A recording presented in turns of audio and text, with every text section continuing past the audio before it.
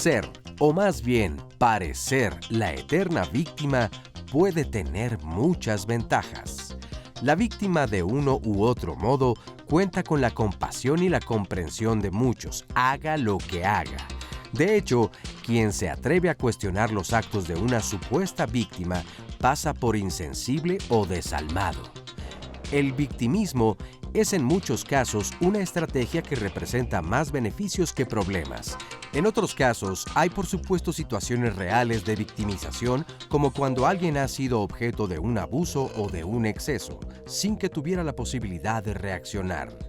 ¿Tú has sido víctima o has juzgado este papel?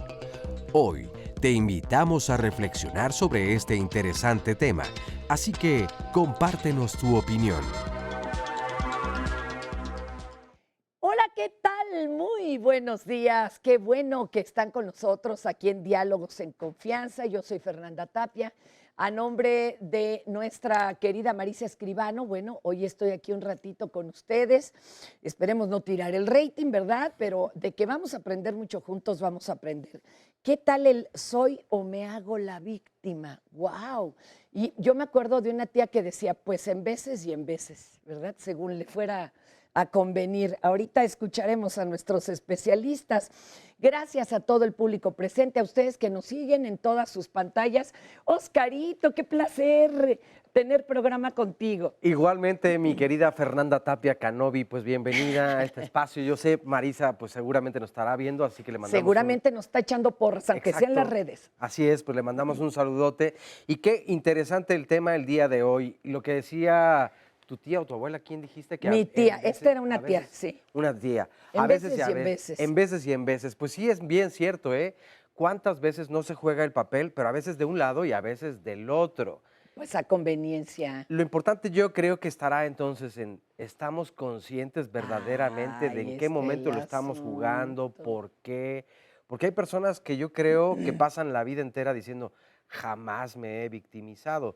Pero pues hay ciertas ganancias secundarias que a veces no somos capaces de poderlas ver y que nos acomodan bastante bien y entonces nos ayudan a ubicarnos en ese lugar que pues yo no podría decir que es privilegiado, pero sí que tiene ciertos privilegios. ¿Ciertas ganancias? Oye, pero ¿Sí? yo me acuerdo de prácticamente todas las películas de la etapa de oro del cine nacional. Había forzosamente uno y uno, ¿verdad? Estaría consciente el que escribía esas películas de lo que estaba haciendo y cómo nos estaba educando sentimentalmente. Ahorita tenemos que discutirlo. De todo lo que se reproduce. Oye, nada más déjame decirles en dónde estamos. Estamos en Twitter, estamos en Facebook, ahí pueden encontrar el Facebook Live. También estamos en Instagram y también estamos en Internet. La dirección para poder seguir el programa allí es www.canal11.mx/diálogos. La línea telefónica, el número es el 55 51 66 4000. Saludo con mucho gusto a nuestras amigas y compañeras Aistiel Caneda y Alía Vadillo. Ellas son las intérpretes en la lengua de señas mexicana. Le damos también la bienvenida a todas las personas que hoy nos acompañan aquí en el estudio de Diálogos en Confianza y a quienes nos pueden seguir también a través de la señal internacional del 11 y desde luego a nuestras y nuestros especialistas. Vamos a presentarlos. Sí. Gracias de veras por el esfuerzo de estar aquí. No sé cómo esté en la ciudad donde usted nos ve, en el municipio, pero lo que es aquí la capital está de locos el tránsito, pues ya huele a Navidad y a peregrinaciones y demás. Muchas gracias por estar aquí, Bárbara y Jan, consultora en temas de género. Gracias, Bárbara, qué gusto que me toque estar hoy aquí con ustedes. Rogelio Araujo Monroy, antropólogo, psicólogo y terapeuta familiar. Mario Guerra, psicoterapeuta y tanatólogo. Muchas gracias. Gracias. Y Paulina García Ubart, terapeuta de experiencia somática y coordinadora de experiencia somática en México. Ahorita nos va a explicar qué es eso. Muchas gracias. Pero ¿qué creen? Yo antes quisiera mostrarles esto que recogió nuestro equipo de producción al salir a preguntar en la calle cómo es una persona que se hace la víctima. Y así es como la detectan nuestros entrevistados. Miren, vamos a verlos. Pues es una persona manipuladora y pues tienden a ser muy tóxicas. Regularmente cuando una persona se victimiza es porque quiere obtener algo de la otra persona. Muy sensible ante otras personas, ¿no? Y se hace creer como la víctima en cualquier situación. siempre se está quejando de todo, está tratando de llamar la atención. Pues es una persona que no le gusta responsabilizarse de sus actos, decisiones, sus propias palabras. Pues básicamente son actos, ¿no? Que le gusta autoflagelarse, en el sentido de que alguien reconozca lo malo o bueno que le está pasando, depende de su situación. Vamos, es como Sara García, mamá de los tres García, ¿no? Todos nos lo imaginamos así, pero ¿qué tanto es realmente así una víctima? ¿Qué es ser víctima y cuál sería la definición entre sí ser víctima y hacerse la víctima? Porque aquí en este país tenemos de las dos. ¿Quién le quiere entrar? Maestra, entre usted. Bueno, pues yo creo que la persona que sufre cualquier tipo de actividad de poder o delictiva es una víctima, ¿no? Y eso está definido internacionalmente, las víctimas del delito y las víctimas del abuso del poder. Hasta en la ley. Está en la ley, ¿no? Entonces, el impacto de toda una conducta va a generarme, obviamente, una serie de síntomas. Esa sería, yo creo que la clásica persona que realmente tiene un tipo de victimización. Y hay niveles de victimización. Hablamos de una victimización de primer orden, de segundo, de tercero. Por ejemplo, la primera victimización es quien sufre la conducta delictiva, por citar algún ejemplo. La segunda es cuando tú vas a instancias de salud o de seguridad y te revictimizan, es la victimización secundaria. Sí, porque no te reciben como debe de ser, no aplican el protocolo. Te amplían, en fin. Ya lo que traes, los síntomas que tú tuviste, te los amplían. ¿Y el tercero? El tercero es cuando la sociedad o la gente que te atiende te etiqueta como víctima. Ah, pues es una mujer maltratada, por decirte, es una persona secuestrada. Y entonces, la idea de ser víctima de cualquier conducta es un tema temporal. Yo debo aspirar a salir de esta victimización, pues tú, y que no se me haga robaron. justicia, Sí, ya. bueno, tengo una serie de situaciones complicadas, pero yo debo de salir. El problema es cuando la gente se queda en esa victimización por mucho tiempo y a veces es los mismos especialistas, tu misma familia que te etiqueta y te da esa tercera victimización. ¿Qué tal las redes? Y además También. te dicen, y usted fue la culpable, ¿no? Además, También. ¿por qué anda, verdad, esas horas? En fin, Y adelante. podemos ampliar esto a las personas que son víctimas de alguna circunstancia, no tanto de una instancia efectivamente como lo es. Por ejemplo, víctimas de algún terremoto, de algún desastre natural, exacto. de alguna enfermedad, de alguna epidemia, ¿no? Sí. También tenemos de hambrunas. Entonces también tenemos ese tipo de víctimas que no hay propiamente el victimario identificado, porque ante un terremoto o la erupción volcánica, pues echemos la culpa a Don Goyo, pero la realidad es que también sufren este tipo de circunstancias porque es algo que no se pudo evitar, a veces no se puede prever y se encuentran en una circunstancia que no pueden modificar efectivamente. Ahora, en su experiencia, en consultorio, por ejemplo, ¿quiénes son más proclives a la victimización? Ya sea que de veras hayan sido víctimas o que de veras se estén haciendo víctimas, hombres o mujeres. ¿Se puede visualizar esto acá? Bueno, muy bien, gracias por la invitación primero. Gracias. Hay una definición jurídica legal de alguien que puede estar en una posición de daño que sufre por una, yo digo, estructura. La estructura es algo que define un lugar de víctima, no por una circunstancia ni por un episodio, sino por una condición regular, estable y continua. Ahí es donde se ubica esto que preguntas, de si hay algún sujeto o algún grupo en particular que puede sufrir mayor violencia. ¿Sí? Antropológicamente, los niños y las mujeres están en una posición estructural de ejercicio de poder, en donde pueden ser más propicios a sufrir violencia. Esto, por ejemplo, en el contexto de los grupos domésticos o dentro de los hogares, ¿no? Hay otras circunstancias en el ámbito comunitario, por ejemplo, donde sí, también otros grupos pueden ser más propicios para ser víctimas. Hay en psicología social una investigación muy interesante en donde se evaluaba la imagen que proyectamos en la calle, la imagen pública que proyectamos en la calle, y cómo el comportamiento verbal, el comportamiento que expresamos, así no digamos nada, sino simplemente caminando, puede ser motivo o dar señal para que podamos ser más propicios a ser víctimas de una agresión. Pero esto que quede claro, no somos las culpables o los culpables quienes hayan tenido esta actitud, ¿eh? El culpable es quien haya ejercido la violencia, vamos. Sí, claro. Sí, nada más para que, porque de por sí, por ejemplo, víctima de una violación, siempre hay esa sensación de entrar, aquí lo han referido, de es que yo lo provoqué. No, mis amores, nadie lo provoca, el culpable es quien lo hizo. Perdón. No, Adelante, está bien, es que me parece muy interesante lo que habla. habla del cuerpo, porque en experiencia somática trabajamos el trauma, vemos el trauma como cualquier cosa que fue demasiado para el sistema central, para el sistema nervioso autónomo, y que al ser demasiado, el cuerpo no tiene capacidad de respuesta. Es decir, el cuerpo se inmoviliza, no se siente capaz de actuar, no se puede defender. O sea, es real eso de me paralicé. Es muy real. Y es cierto que a veces es hasta por defensa real, el cuerpo se paraliza. Es correctísimo. Me hago el muerto, ¿no? No me come exactamente, león. para salvarte la vida. Es una estrategia de supervivencia que está autónomamente pegada al sistema nervioso y se activa de manera, como dice su nombre, autónoma. Entonces, a mí lo que me parece interesante es que ni son víctimas, ni se hacen las víctimas, sino que se sienten víctimas. Y cuando hablo de se sienten, hablo de que en el cuerpo sienten, digamos, en un contexto viene un abuso y en ese contexto esta persona sufrió el trauma y una victimización. Entonces, en ese contexto, el cuerpo se paralizó, no supo cómo reaccionar. Como decía la doctora, se vuelve una fijación. Al volverse fijación, es decir, se queda atorado en el cuerpo, en ese momento empieza a repetirse después el patrón. Aunque ya el contexto sea otro o la situación sea Pero es como aprendí diferente. a reaccionar y mi cuerpo dice, pues igual. Y se queda atorado en esa sensación de incapacidad. Se sienten víctimas. No son víctimas, se sienten.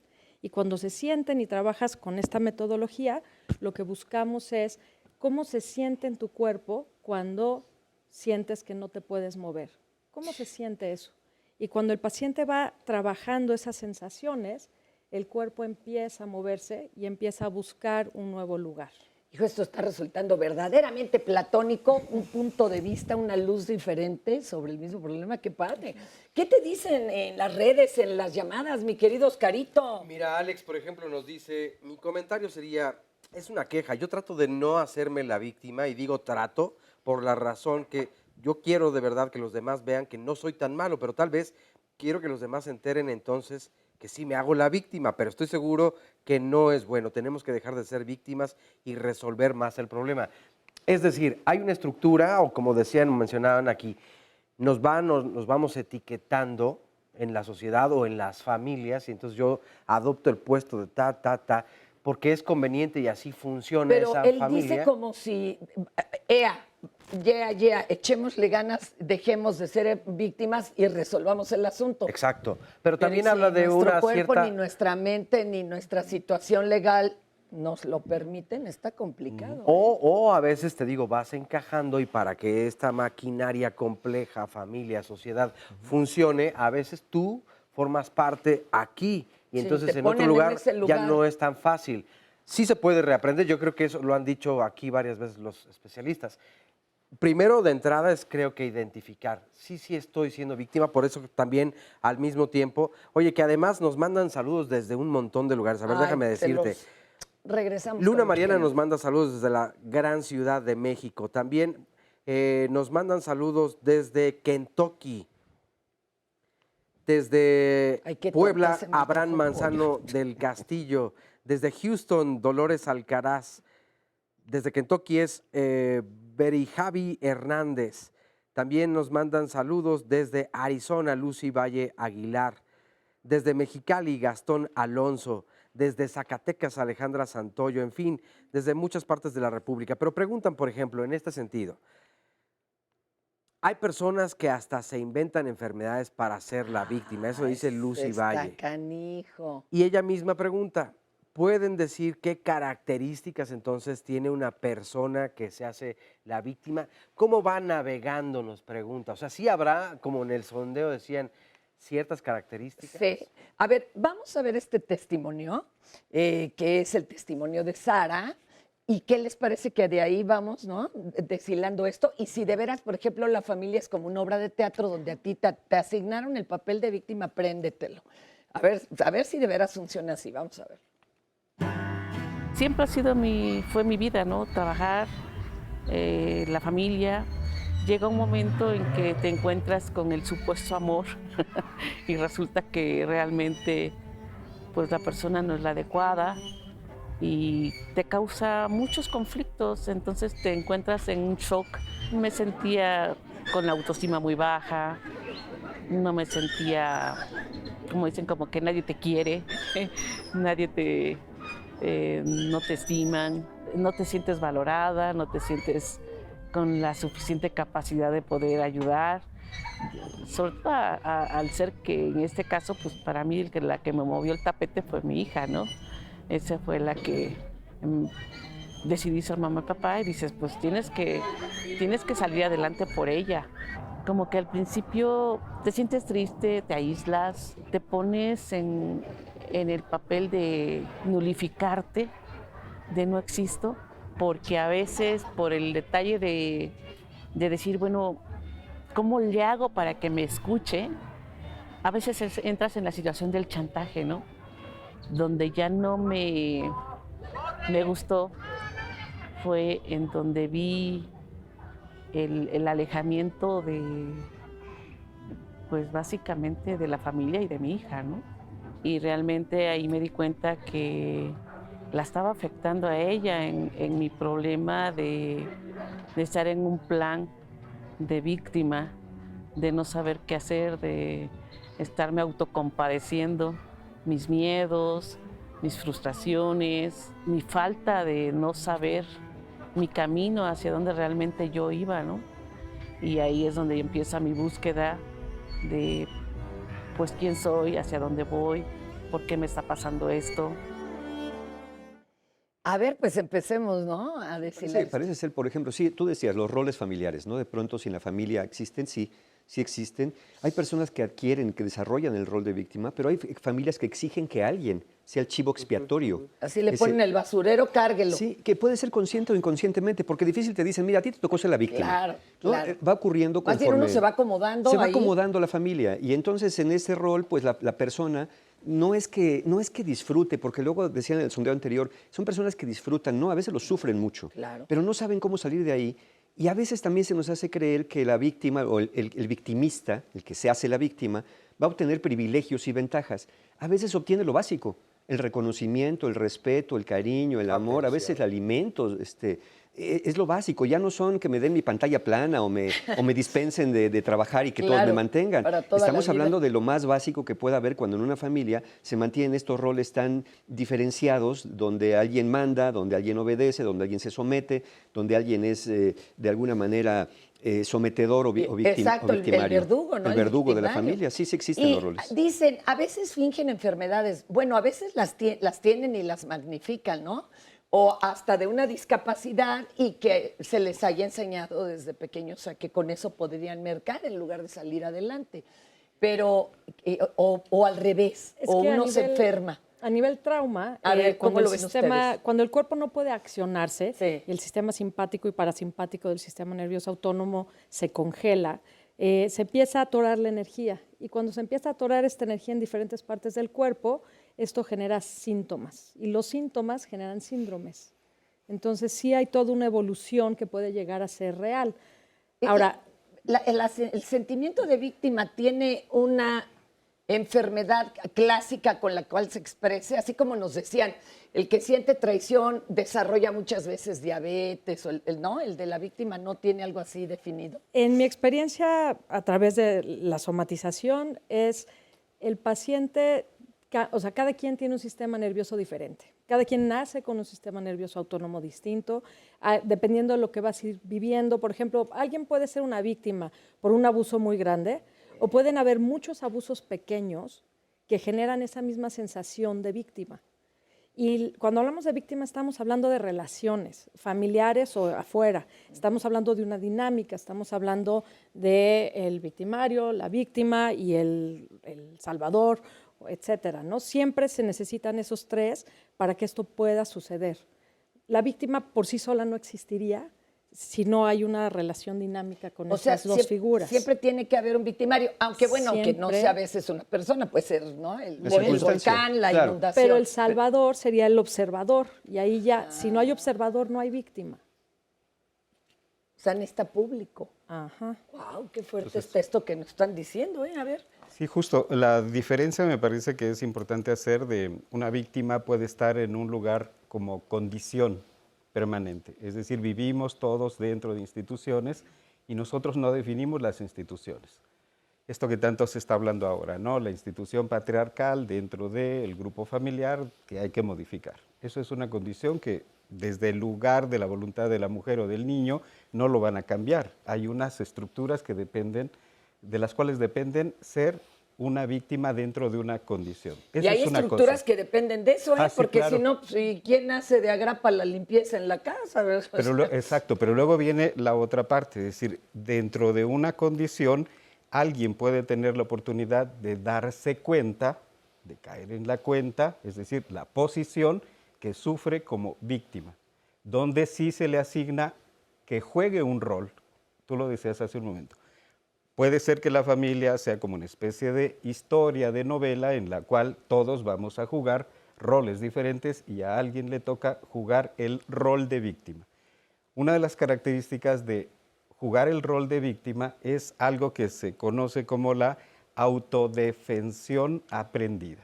Eso quiere decir, una víctima juega el rol y tiene que aprender a jugar ese rol. La autoindefensión, ¿no? Aprendida. Es decir, yo aprendo a que no defendiéndome puedo sobrevivir mejor. Algo de lo que hablábamos hace un momento. Me tocan menos golpes. Exacto. ¿Por qué hay quien sí damos por hecho, no porque esté en el libro de texto escrito, pero sí lo vemos, ¿no? El que antropológicamente la mujer, sobre todo las niñas también, tengamos que ser víctimas del hombre y que así, no es que esté bien, pero pues que así es, casi que es el orden natural. ¿Por qué pasa esto? Bueno, a mí me parece que tiene que ver con la estructura histórica, ¿no? Y social en donde los hombres y las mujeres nos relacionamos. Pero lo que también creo es que tiene una raíz religiosa. Por ejemplo, el estoicismo, que es ese gusto, porque pase lo que pase, aquí estoy y sufro, ha sido la corriente predominante que se inmiscuyó con muchas religiones. Entonces, es bien visto sufrir. Es bien visto que tú resistas este sufrimiento. Incluso se pone como una cualidad de una buena mujer, porque además sí se vive de manera diferente ser víctima siendo hombre o ser mujer, porque en el caso de las mujeres estamos divididas entre las buenas y las malas. Entonces, una mujer buena es la que sufre y sufre bien. Y carga su cruz. Y se sacrifica, que está asociado al sufrimiento. Y se sacrifica por los hijos, por el marido, es la cuidadora universal de todos, hasta del vecino, del suegro. Del perro atropellado. Todo mundo, es la cuidadora oficial. En el caso de los hombres, esto se da de manera diferente, porque ahí es un sufrimiento que tiene que ver con el ejercicio, digamos, pasivo de cierto poder. Me va a doler más que a ti, y le pega al niño, ¿no? O si no me comprenden, yo trabajo, sufro mucho, me sacrifico. Creo que aquí hay un tema que está asociado a lo que es el programa. La dicotomía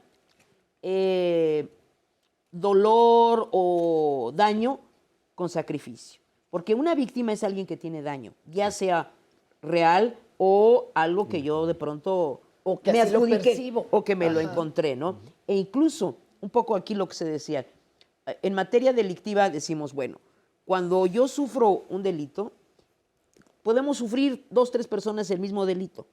Por ejemplo, un robo a mano armada.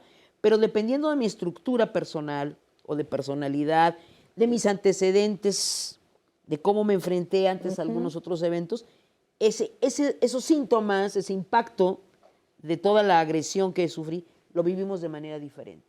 Y no significa que tú te hagas más la víctima o yo menos, sino que tiene que ver con la individualización de la victimización. Wow. Pero lo que ahorita estamos diciendo es también que hay otro factor que es el tema de género. No es gratuito que estemos así. A ver, fíjate, ahorita lo que decías tú, están las buenas y las malas. Hombre. ¿No? Además, en un país donde es vocación sufrir y el que triunfa traiciona, ¿no? Si triunfa Hugo Sánchez nos cae gordo y así. Pero, ¿qué tal que ahora en la familia alguien dice, pues no no voy a representar tu papel, con permiso. Y las mujeres salen y usan glitter y dicen, pues no voy a ser tu víctima. Esto sí mueve todo un sistema, ¿no? Y claro que se les odia y se les ataca en redes y se les señala. O te andan matando. O las matamos, que eso es mucho, decían que... Generas enojo. Por lo que hay tanto feminicidio, hay mucha rabia porque no están cumpliendo el papel que tocaba. Romper el rol es todo un desafío y no es un desafío a la persona con todo, la que es vives. Pecado, no es moral, ¿no? ¿Verdad? Por eso te mantienes ahí. En la familia, por ejemplo, hay un costo de querer salirte del rol que te fue asignado. Exacto. Es el costo de la exclusión, el costo del castigo, el costo del menosprecio, el costo del poder económico que se da en la familia. ¿Cómo te voy a restringir si tú no haces lo que se supone que tienes que hacer? Eres el raro de la familia, eres el traidor, eres el revolucionario, ya te metieron ideas en la escuela. Sí. Ya no vayas a ese terapeuta porque te está metiendo ideas. Que yo oigo mucho eso. Mi mamá ya no quiere que venga a terapia porque dice que desde que vengo quiero hacer lo que me dé la gana. Y yo, pues qué bueno, ¿no? Finalmente eso tiene que ver con... A eso viene usted, papá. Oye, pero ¿qué haces? Bueno, y déjame mandar más saludos, que Karen Sara nos manda desde Atlanta, Ari Torres desde Tijuana, Viri Gardida desde Bilbao, Maripaz Martínez desde Campeche, desde Aculco en el Estado de México, Brenda Mejía desde Nashville, Tennessee, Noemí Chavarría, desde Manzanillo, Colima, Manuel Juárez, en fin, muchos saludos. Pero, por ejemplo, ¿qué hace una persona como Juana? Desafortunadamente me ha tocado vivir la victimización o ser victimizada desde niña, desde una violación de niña y de adulta, violencia familiar. Esto no es nada agradable y jugar en este papel en esta vida. Te vuelves solitaria y desconfiada. Ahorita le entramos eso, ¿no? Sí se puede salir de ahí para dejar de ser la víctima. Ahorita regresamos. A nadie le va mal durante mucho tiempo sin que él mismo tenga la culpa. Michel de Montaigne, escritor y filósofo francés. Bueno, estamos de regreso aquí en Diálogos en Confianza. Mañana con Fernanda Tapia. Pues Fernanda Tapia está aquí. Oscarito, y está bien bueno el tema. Bien bueno. Y mañana también va a estar bien bueno, porque ¿sabes de qué van a hablar? Pues van a hablar de los Unidos por los Derechos Humanos. Y es que la verdad es que los derechos humanos sí han tenido, creo que, un desarrollo y sobre todo un seguimiento, pero son paso a pasito. Que se hagan visibles. No están a que alguien vote por ellos o no. O a contentillo de a quién le gustan y a quién no. Los derechos están y hay que hacerlos válidos. Hay que hacerlos cumplir, exactamente, y que todas las personas sepan que tienen derechos, porque aquí creo que muchas veces se aprovechan algunos o algunas personas de precisamente justo todo eso que vela por nosotros o por nosotras y que no sabemos ni siquiera que existen. Hay realidades que no se conocen.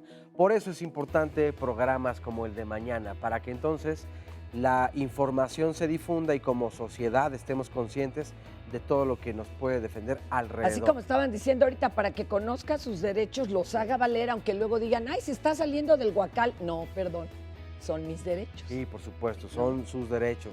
Y así tendrán que hacerse valer. Entonces, no se pierdan este programa mañana en punto de las 9:30 de la mañana, aquí por la señal del 11 en Diálogos en Confianza. Y a continuación vamos a ver el siguiente sondeo. El equipo de producción salió a preguntar, ¿qué gana una persona al hacerse la víctima? Bueno, pues vamos a conocer sus respuestas. Para mí, atención y que se le note más o que se note el papel que está jugando en lo que sea que esté haciendo. Logrando que le tengan compasión. Pues muchas cosas, a lo mejor puede ganar afecto, a lo mejor puede ganar una solución a su problema. Pues normalmente lo que vemos más es que una víctima gana pues cosas a su beneficio, sean cosas como tal, materiales o un trato especial. Pues la ganancia secundaria sería tener como, ay, pobrecita, ¿no?, de esta persona. Oigan, a ver, entonces, si hay de alguna manera una ganancia secundaria, igual la libro y ya no vuelvo a trabajar nunca fuera de casa o algo, o me hago, a mí no me encarguen nada porque yo soy muy nervioso, entonces me pongo mal si me encargan algo, ¿no? De veras, ¿qué ganancias hay? Yo pienso que no hay ganancia en ninguno de los casos El cuerpo de esta lo dinámica. resiente, no hay para dónde. La víctima, cuando está en el lugar de víctima, no logra salir de ese lugar, se queda en el lugar de yo sola no puedo. El que sale a trabajar y regresa y en la casa se lo toleran, pues son los salvadores los que se lo toleran. El salvador no logra mirarse a sí mismo porque está todo el tiempo mirando a la víctima. Y el Como victimario, decía aquí, todos son, las mujeres siempre, ¿no? y el Salvando la victimario situación. no se reconoce a sí mismo a menos de pisar o estar sobre de otra persona. Entonces, yo personalmente no creo que haya una ganancia Oye, pero entonces el secundaria. Salvador también está de los otros dos, y no, entonces, ¿cómo le entra al Vamos a quite? pensar que hay una ganancia. La pregunta es ¿a qué costo? Eso. ¿Cuál es el costo que estoy pagando por esta ganancia? A ver, Una no voy a ganancia trabajar negativa. a lo mejor. Sí, ok, no voy a trabajar. Me voy a quedar Entonces, en la casita, no me hacen el encargo ni de recibir al del gas, porque según yo no puedo, estoy muy nervioso. Entonces estoy perdiendo oportunidades, estoy perdiendo desarrollo personal, estoy perdiendo socialización, no salgo de la casa. Es decir, empiezo a anularme a mí mismo por obtener aquello que digo que necesito Nada más gratuitamente, por no dar ni pero golpe. estoy perdiendo, como digo, contacto humano, estoy perdiendo contacto social, estoy perdiendo desarrollo personal, profesional, estoy perdiendo vínculos. Yo mismo me estoy poniendo en una posición humillante ante los demás al ser una persona necesitada que nada más estira la mano y recibir lo que los demás quieran darme o lo que puedan darme porque soy incapaz de generarme más allá de lo que la familia me puede dar, por ejemplo. Cuando van a terapia, ¿sienten que están recibiendo alguna ganancia secundaria estas personas? ¿O van y de veras se abren de es que todo me pasa a mí? Pienso que hay que tener mucho cuidado en las frases hechas, ¿no? Una frase hecha es decir que alguien que se hace la víctima porque tiene una ganancia secundaria. Y entonces esto ya se convierte como una especie de eslogan que pretende ser un pensamiento social que explica cosas. Y yo creo que desde este lugar de la terapia o de la atención de la violencia y de las víctimas, hay que distinguir muchas cosas, ¿no? Quisiera retomar la pregunta que se hizo de este lado. Un Es que momentito. aquí está, ahí vamos a entrarle a la víctima Ajá, real, exacto. una chica que ha sufrido abuso sexual incluso desde niña. Y dice, así ha sido toda mi vida. Ese es Sí. otro asunto, como el que hablábamos. Aquí no es me hago la víctima. Sí, decíamos en el pasaje anterior, una cosa es el rol de víctima que uno puede aprender dentro de una trama, de un drama familiar, donde se juegan relaciones, sistemas de relaciones. Otra cosa es la representación del ser víctima, que puede ser esto, por ejemplo, se dijo en el primer sondeo, es que se hace la víctima porque quiere llamar la atención, porque quiere ganar alguna cosa, y yo digo, puede ser. Al consultorio pueden llegar personas que pueden manifestar algún síntoma de indefensión y solicitar ayuda sin que necesariamente sean conscientes de por qué ocupan ese lugar pasivo de víctima, donde pueden estar bloqueadas, donde su cuerpo puede estar sufriendo la condición de inmovilidad, de indefensión, que no puedan hacer otra cosa más que hacerse las víctimas. Pero uno tendría que pensar también que muchas de ellas cuentan con una historia y que en la historia, muy lejana probablemente o cercana, puede estar como eso que no es tan sencillo que se nombre y se diga. Fueron víctimas de abuso sexual en la infancia y se quedó como una manifestación, una herida que se fue reproduciendo a lo largo de su historia y que puede tener un componente de representar la víctima y pueden decir que puede estar manipulando cosas, pero no necesariamente porque quiera tener De a una gratis, ganancia. No es a de lo a mejor gratis. está pidiendo ayuda. Claro. Puede pedir ayuda. Claro, y además, no sé si entendí bien la llamada o es una interpretación muy personal, pero podría pasar también en otros casos. Si vive una mujer desde la niñez una situación como tal, ¿cuál es la respuesta de la familia ante una situación así? Uy, pues muchas veces se lo niegan, calla. Oscarito. Aquí Exacto. hemos tenido Se testimonios. niega. Mi mamá me dijo que me callara Claro. porque la familia se deshacía. Pero por otro lado, que eso está terrible, obviamente, porque estamos hablando de la violación de los derechos humanos, No, bueno. a la legalidad, en fin. Pero por otro lado, ¿cómo se te educa a hacer? No, mijita, tú no hagas esto, porque tú pasaste No por... pasó nada. Y aquí entonces viene una revictimización. Pero según lo que entiendo de este testimonio es, así ha vivido toda su vida. O sea, probablemente quienes integran la familia no le permiten muchas cosas porque tú no estás capacitada para. Tú viviste esta situación y aquí se empieza a depreciar un montón de cosas. No te dejan salirte del papel de que te golpea tu marido, es el que elegiste. Claro, así claro, te toca. Adelante, por favor. Fíjate que yo creo que en esta llamada el tema es, ¿se puede salir o no de ser una víctima? ¿Cómo rompe eso? La respuesta es, se debe salir. Se debe. No solo se puede, se debe salir. ¿Por qué? Porque el ser víctima, que la vida te haya colocado, que tú te colocaste, o como en este caso que lleva, pues, no casualmente, no es casual, que le ha tocado vivir diferentes tipos de victimización, con más razón tiene que salir. Pero oye, ¿cómo le hacemos, Bárbara? Porque ahorita nos van a decir, estoy segura que nos están viendo cientos de personas, digo, sobre todo por las estadísticas de que han sufrido o golpes, o violación, abuso. ¿Y a quién acudo para salir? Porque sola no puedo. Fui ante la ley, no hizo nada. Mi familia no permite que se hable esto en voz alta. ¿Qué hacen y qué sería lo más recomendable? Mira, el tema de estar haciendo denuncias y todo ayuda. Es una parte, digamos, del crecimiento personal y es una parte en donde hay cierta catarsis, aunque sea a través de la ley. Y tenemos que visibilizarlo. A través de la ley, ¿no? Y es de justicia. Pero yo creo que independientemente del tema legal, muchas de las víctimas tienen que buscar la manera personal de salir. ¿Cuáles son aquellos elementos facilitadores? Un terapeuta, una cuestión espiritual, no sé. Hay muchas puertas, muchos caminos. Aquí los terapeutas pues, están ofreciendo diferentes alternativas. El tema es que yo me ocupe de mí. Ese es el tema. O sea, algo me está pasando, ella lo está reconociendo, algo me pasa, es una historia, me debo, y ser víctima es algo temporal. Así lo debemos de ver. No como, pues me ha tocado. No, ya no me debe de tocar. Tiene que ser algo en el que yo me haga cargo. Porque también puede ser que nosotros veamos una víctima y le recomendemos, vaya a terapia, ¿ok? Pero la persona que sufre la victimización tiene que decir, yo me voy a hacer cargo de mí. Ese yo creo que es un primer principio importantísimo de hacerme cargo. Fíjate lo que abona este testimonio de Lors Louis que me encanta. Dice, mucho tiempo me hice la víctima de mi niñez complicada y pone entre comillas y me encanta, autoricé a comportarme de manera cruel e irresponsable. Por ello, después de la terapia me di cuenta que eso no te permite crecer y te encierra en un círculo de autosabotaje. Pero ¿cuántas personas tienen la capacidad de esto? Como decía Bárbara en este momento, de decidir, necesito ir a terapia, necesito ayuda. Pues es que tocas fondo. A ver, ahorita nos van a decir que puede detonar eso. El debo salir, ¿no? Y retomo dos cosas que decían, entre el debo salir y el salirme del huacal. A veces hay que preguntarnos, me voy a salir de huacal, pero ¿en qué huacal estoy metido? Porque en el que estoy metido cualquiera querría salirse, cualquiera debería salirse. A veces hay que romper el huacal. Es decir, a veces sí tenemos que desafiar estructuras familiares, a veces tenemos que pagar estos costos, entre comillas, y aquí es donde decimos, nos quedamos porque o hay un gran miedo o una gran necesidad.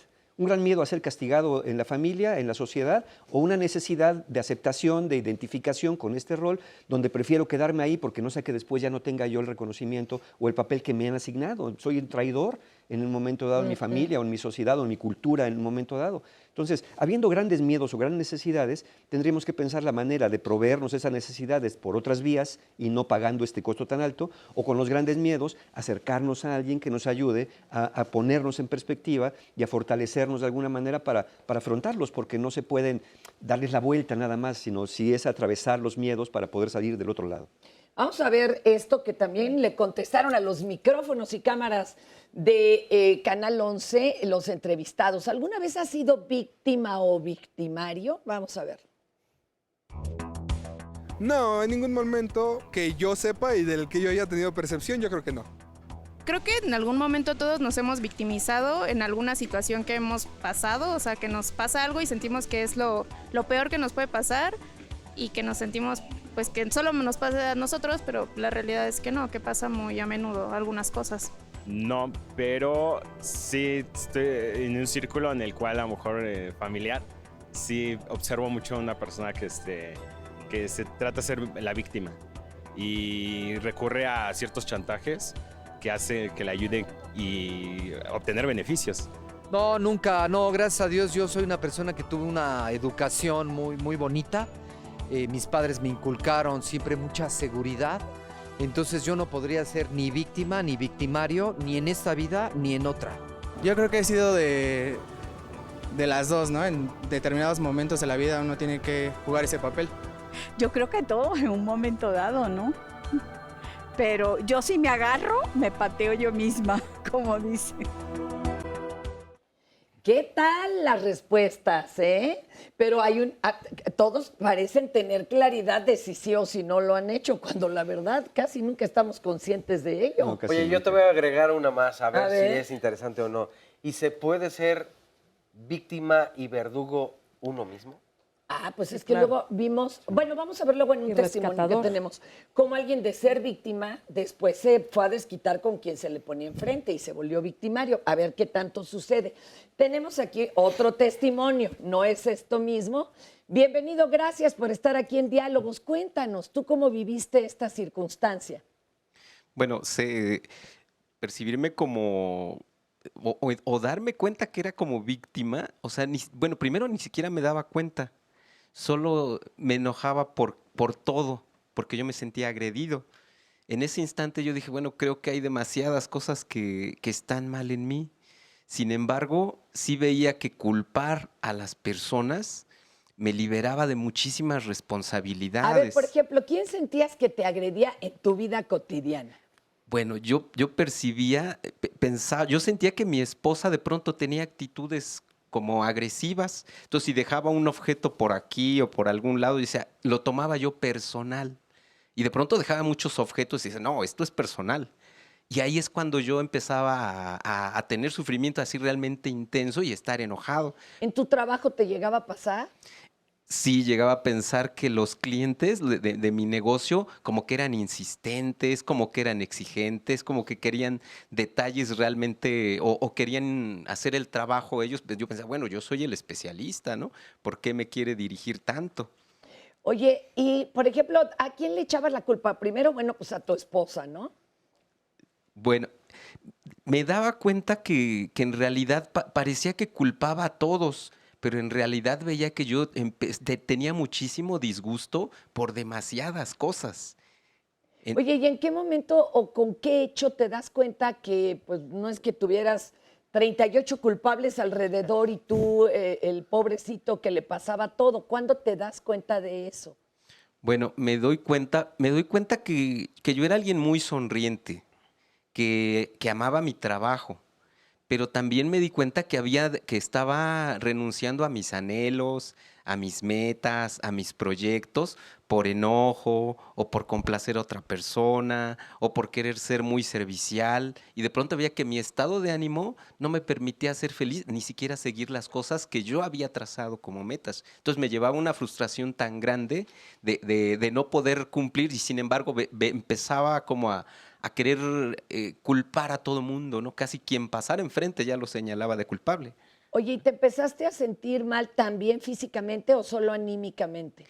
Sí, físicamente llegué a sentirme paralizado de las manos de coraje.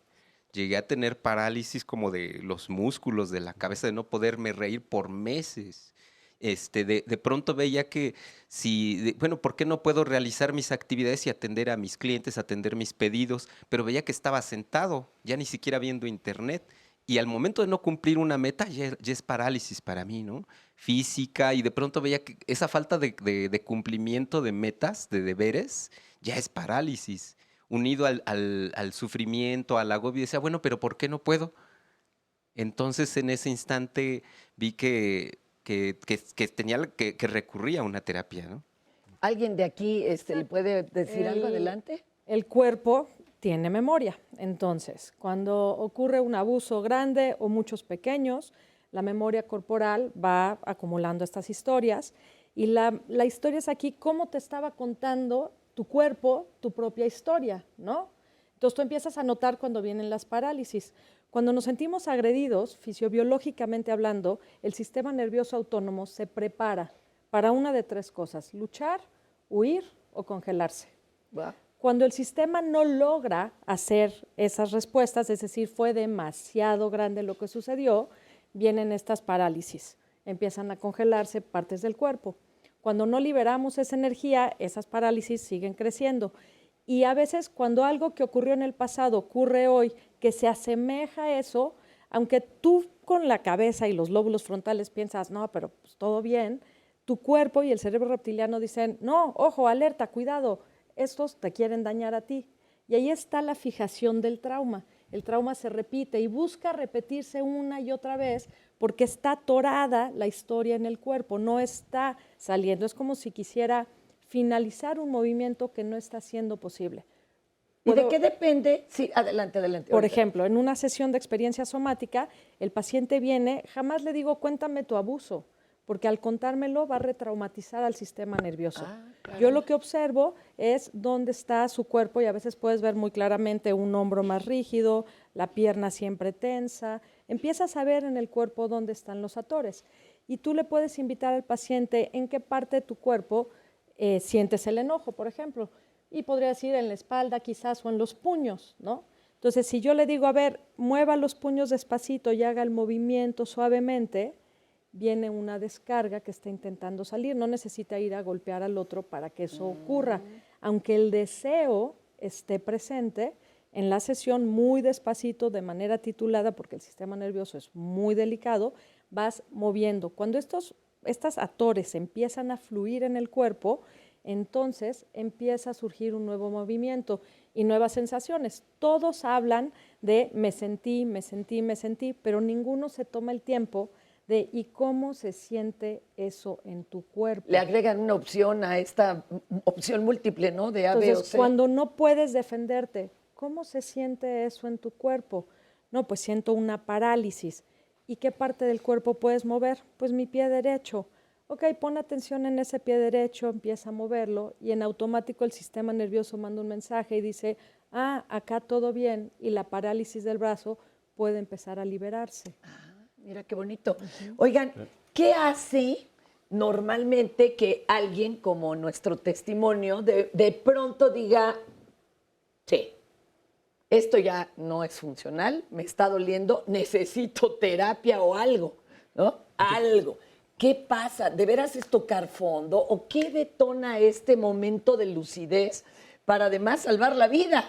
¿No? Fíjate que desde fuera, escuchándolo, podríamos pensar, claro, es un manipulador, quería que las cosas fueran como él pensaba, gusta, claro. A lo mejor tiene hasta una baja tolerancia a la frustración y entonces si no es las cosas como él quiere, se enoja. Pero la otra parte interesante es el costo, lo que a él le está costando, lo que a él le costó, un displacer, ya somatizar las cosas, una infelicidad. Y yo creo que a veces cuando se quiere tener excesivo control, que creo que es una parte de muchas víctimas, tener una parte de control, porque manipulo para controlar. Y entonces controlar es parte de ejercer el poder. Y es padre ejercer el poder. Pero también tiene un costo terrible ejercer el poder. Es decir, es de ida y vuelta, ¿no? O sea, muchas mujeres decimos, bueno, pues abdican del poder y permiten que otros, pero esos otros también se sienten bastante mal con el ejercicio del poder que se tiene. Entonces, yo creo que aquí el darse cuenta de que algo estaba sucediendo, pues me parece que es lo más valioso que te ha pasado en la vida. Que le ha pasado, claro. Este es el momento más difícil del lugar de la víctima.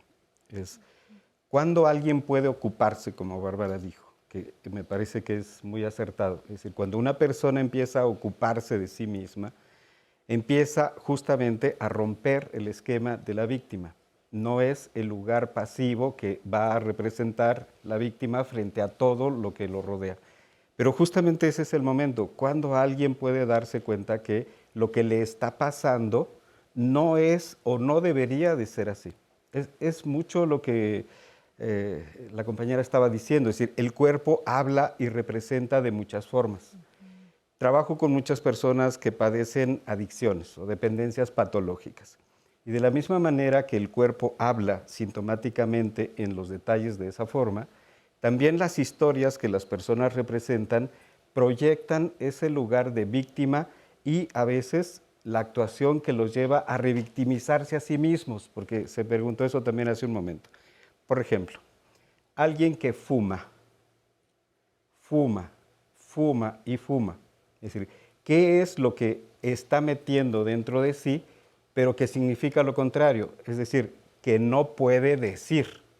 Es decir, al meter humo, al fumar, al estar metiendo corporalmente en la historia que está diciendo, hace lo contrario de lo que tendría que estar diciendo, porque fumar es lo que implicaría no hablar, ¿no? O en el cuerpo, las historias que se hablan también, las obesidades o las anorexias, una manera donde el cuerpo empieza a jugar un rol de víctima sin que el que está jugándolo lo sepa. Es decir, hay toda una dimensión inconsciente también que se está jugando ahí. Yo creo que aquí es importante. Adelante, María.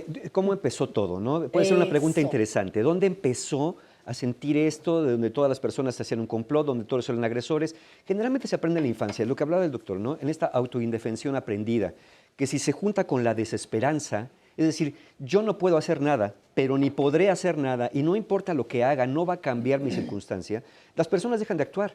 Y aquí creo que hay que sostener al menos una creencia, que todavía no sé cómo, que todavía no sé cuándo, pero que de esto se puede salir. Y que voy a buscar la ayuda necesaria si yo siento que yo no puedo. Y es cuando me acerco a un terapeuta. Porque si decimos, ¿para qué voy? Muchas personas han dicho, mira, léete un libro. ¿Para qué leo un libro? No sirve. Vete a terapia. Eso tampoco ayuda. Es que todavía no reconocen. Claro. De veras, se dicen, no, yo no estoy loco. ¿Cómo? ¿Para qué? Bueno, eso todavía un paso yo no más, tengo más problema atrás, de ¿no? adicción. Sí, ¿para pero qué? ya reconociendo el malestar, ya reconociendo el dolor, tratar de buscar, a ver, no sé cómo, no tengo idea cómo voy a salir de aquí, pero sé que se puede porque muchas personas pueden hacerlo. Entonces me tengo que acercar a buscar la ayuda necesaria para que me ayuden en este momento donde siento que no tengo los recursos, que finalmente los recursos están en el interior, pero necesitamos a alguien que haga potenciar estos recursos para poder movernos de ese lugar, para poder salirnos de ese huacal tan incómodo, tan apretado y tan indigno que a veces vivimos, en el cual no sabemos cómo llegamos ahí. Pero lo importante es cómo voy a salir de acá, ¿no? La ayuda, por ejemplo, es algo necesario, es un regalo, ¿no? Estamos claros. Pero imagínense que hay víctimas que ni siquiera se atreven a darse el regalo de pedir ayuda. Claro, lo hacen, por Además, no lo pido ayuda porque no me lo merezco. Entonces, ya ese es un tema de victimización compleja en donde la gente tiene que decir, necesito ayuda y me la merezco y la voy a buscar. Por eso es un paso reconocerla y pedirla. Es un gran paso, sí. Claro. ¿Y qué hacemos con quienes vemos que están todavía atorados en el, además de me va mal, yo no lo reconozco y en todo caso no me merecería salir de aquí? Pues ¿Cómo les acercamos la ayuda? ¿O no podemos meter la mano porque entonces somos los salvadores? Y déjame agregar un caso que me parece, con lo que decía Mario, muy preciso. Si viene desde la niñez muchos de estos asuntos, Belén nos comparte. Mi hijo de 8 años sufrió una agresión física en la escuela por un compañero. Mi hijo se sintió mal por haber respondido al golpe, por lo cual al siguiente día mi hijo le pidió una disculpa al compañero que lo agredió esperando lo mismo. No recibió la disculpa de la otra parte, quien fue quien inició la agresión, ¿no? Mi pregunta es, ¿quién es la víctima o en su caso el responsable de esta situación? Pero no solo allí, mamás y papás, ¿cómo ayudamos a hijas e hijos a que no se victimicen, pero que las situaciones difíciles se van a ya ves que uno les dice, si te pegan, tú contéstales, porque, ¿no? A ver, ¿qué tanto ayuda, no? Acá, ¿qué pasó, oigan? ¿Cómo le explicamos al hijo que, bueno, igual no habrá quien esté consciente de que está cometiendo una injusticia? Lo que pasa es que en muchas ocasiones sentimos que estamos en el derecho de controlar, de agredir a otros. Y entonces volvemos al mismo tema de lo que estábamos discutiendo aquí. Es un tema de poder. Como yo tengo el poder, yo te golpeo, yo te hago bullying, yo todo. Y aunque viene el otro y responde, a lo mejor es un freno. Pero yo sigo. Y soy tan soberbia que no puedo reconocer que estoy haciendo una agresión. Aquí es un tema de una soberbia y precisamente la persona que pidió la disculpa, pues es víctima de una agresión, sin lugar a dudas. Sí, hay que aceptarlo también, ¿no? Puede haber defensividad agresiva, por supuesto. Y aquí tendríamos que pensar en el término no violencia. Puedo tomar acciones no violentas ante alguien que me ha violentado, pero sí para poner límites. Interesante, y dejo de ser víctima sin tener que golpear. Y sin tener que violentar al otro para que no sentirme otra vez victimario del otro. ¿Qué harían acá en la escuela? Pues denunciarlo, ¿no? Serían pasos, ¿no? A ver qué cosa puede haber como respuesta. Me voy a las autoridades, me voy a la escuela, a la dirección, con la maestra, con mis papás, con los papás del otro. Ya si no veo respuesta y me sigue golpeando, diría el Dalai Lama, entonces actúa en consecuencia. ¡Guau! ¡Qué fuerte! Ahorita regresamos, ¿no? A hablar esto de las consecuencias. Ahorita venimos. El verdadero buscador crece y aprende, y descubre que siempre es el principal responsable de lo que sucede. Jorge Bucay, escritor y psicoterapeuta argentino. Puede ser manipulador y necesita algo de esta persona. O sea, está tratando de humillarla para obtener algo a cambio. Recurre al chantaje, principalmente ya sea con sus familias, amigos, y trata de obtener algo. Pues yo creo que abusivo verbalmente, y quitándole la autoestima a la otra persona y haciéndola hasta enfermar. ¡Ay, qué mal te ves!, ¿no? Necesitan ese como complejo de superioridad, de hacer menos a las personas para estar bien ellos o sentirse bien con ellas mismas. Oye, aquí Bárbara tiene así, ¿no? El resumen en una palabra. ¿Cómo es un victimario? Pues yo creo que es alguien que le gusta ejercer el poder, ya sea físico, ya sea emocional, ya sea en la acción o con las estrategias que sean, manipulación. Es un jefe que te dice, tiene que venir domingo a las 7 de la mañana. ¿Por qué? ¿Para qué? No sé, pero usted venga. Es un poder que impone, porque todos de alguna manera ejercemos cierto poder, pero a lo mejor lo consensamos en la familia. Cuando tú, por ejemplo, un domingo dices, oye, ¿a dónde vamos a desayunar? Y hay un consenso, pues a tal lado. Perfecto. Estás ejerciendo. Diriges, vamos, yo dirijo hacia dónde. Pero si tú agarras y dices, se va a ir a desayunar a tal lado, impones, ese poder que impone es el poder clásico de alguien que tiene un control. Sí, a veces las víctimas no tienen una salida, cuando hablamos de la víctima clásica, no encuentran una salida en ese momento, pero hay personas que teniendo la salida dicen, es que no me quedó de otra. Oye, ¿por qué estás en este trabajo donde te maltrata el jefe? Es que no me queda de otra. ¿Por qué estás con esta pareja que te maltrata? Parece que no hay una es que no me queda de otra. Pero a veces tú le puedes decir, bueno, siempre puedes renunciar. Ah, no, renunciar no. Ah, sí te queda de otra. Que tú decides que esa otra que te queda no la quieres tomar porque tienes una gran necesidad, un gran miedo. Sí, carnal, es que tardas año y medio en conseguir chamba. Pero ¿cuántas? Ese año y medio que te vas a pasar. Creo que es más fácil conseguir marido que chamba. Ya no sé, fíjate. Oigan, no sé. pero también, ¿sí o no les preguntas por qué sigues con el golpeador? Por mis hijos. Sí. Aquí se O digo, pretexto puede haber mucho, pero a ver, aquí hay una pregunta bien dolorosa que nos mandan y es un caso de coyuntura. A ver, vamos a ver. El asesinato de Abril Pérez Sagaón, es el claro ejemplo de lo que están hablando. Ella es víctima porque la violencia hacia las mujeres y los niños que se cometen en los propios hogares. Pregunta, ¿por qué esta violencia se está naturalizando? Yo no creo que se esté naturalizando actualmente. Estaba Yo creo que estaba desde el inicio. Y al contrario, de la humanidad, ahorita se echa de ver. Apenas empieza a visibilizar o a tratar de dejar de invisibilizar toda la violencia que se ha vivido, pero este es un caso que llama Tristemente es un caso emblemático, aunque hay diario, así 9, ¿cómo la ve? 9 y cachito, o 10 manejan. Exacto, 10 feminicidios.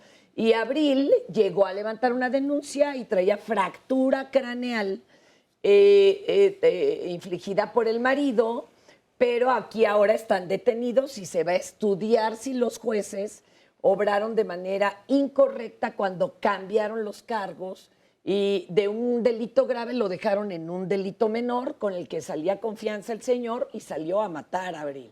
Y la mayoría de las agresiones a las mujeres y a los niños y niñas suceden en casa, porque de estas 10 que matan diario por el hecho de ser mujeres, vamos, porque pueden, porque nadie los va a detener, 2 son menores de edad.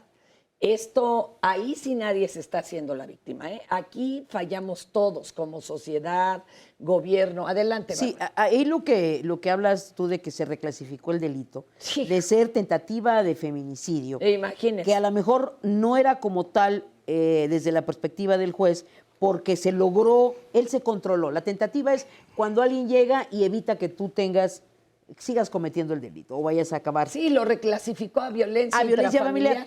Pero finalmente también sucede que en este momento y en esta sociedad y en el nuevo sistema penal, la violencia familiar es algo minimizada. Sí. Y fíjate que no es grave. Es gravísimo que sea así porque si atendiéramos la violencia familiar, estaríamos previniendo un buen número de feminicidios, porque la estadística dice que el 70% del feminicidio se comete por quien duerme contigo o por quien está en relación contigo, cuando debía ser quien tuviera, en principio, otra actitud. Entonces, ahí yo creo que el haber suspendido, no están detenidos, pero el haber suspendido a los jueces para valorar ya es un avance.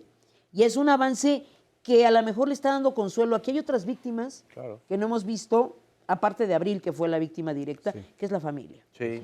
Y en un tercer nivel, a lo mejor todos nosotros que vemos y vemos que hay esa impunidad que es la inaplicación de la ley. Pero ¿no? a ver, ahora este señor está fugado, digámoslo. Sí.